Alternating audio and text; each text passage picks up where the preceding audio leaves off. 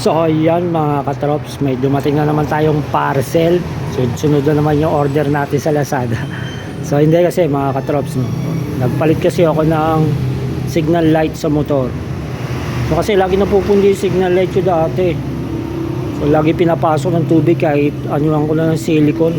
So hindi pa rin maiwasan. Siyempre alam naman natin ng tubig, kahit kapiranggot na butas lang niya, papasukin niya. So tignan natin, pakita ko sa inyo yung dati kong signal light.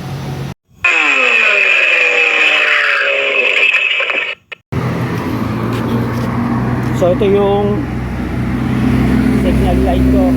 Ito yung dati ko pang signal light. Ayan, tingnan nyo, medyo nagkakatubig siya.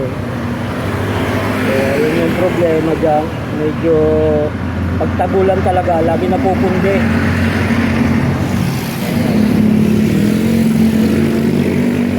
Ano rin yan, maganda yan, flowing din yung ano niya.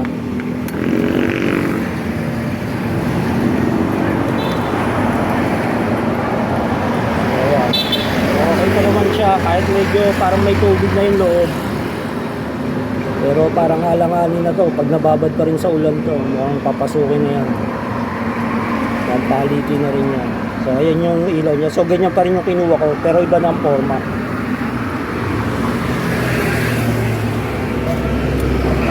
So ito na yung bago. Ano yung bago? Medyo plastic na siya na ano, medyo matigas. Kaso ang problema dito, yung pinaka tornilyo niya doon is plastic din. Baka madaling maputol. Pero ganun din yan, flowings din yan. Ayan. Maliwanag din naman siya. So okay na okay.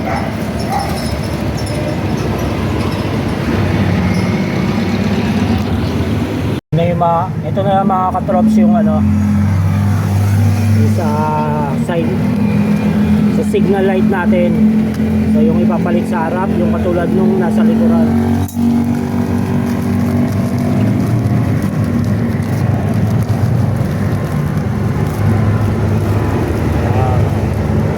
Ayun lang ang problema kasi dito mga katrops.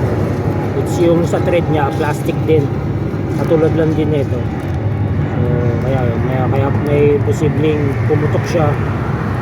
Pero natignan natin kung tatagal siya. So kasi ang problema nga lang nung isa is yung ano, pinapasok ng tubig. Madali siya mapundi. Pero pagdating doon naman sa galon, matibay siya kasi nga nabibend siya. Kahit niya ipikit-pikit mo yun, halos okay pa rin. So kabit na natin yun. So yan mga katrops, ayan, kabit na natin yung ilaw. So yung patas na siya, yung sa harap ko at sa likod.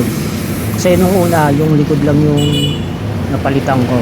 So tinesting ko muna siya. Pero ngayon, ayan na, pareho na yan, harap at likod. So ayan. Ito naman sa likod. Yun, okay na siya mga katrops, no?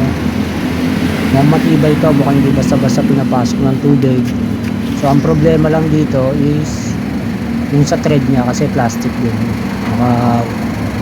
Pag nasagi is madali siyang pumutok. Pero syempre thread na natin kung tatagal yan. Okay na mga katrops, bits na yan.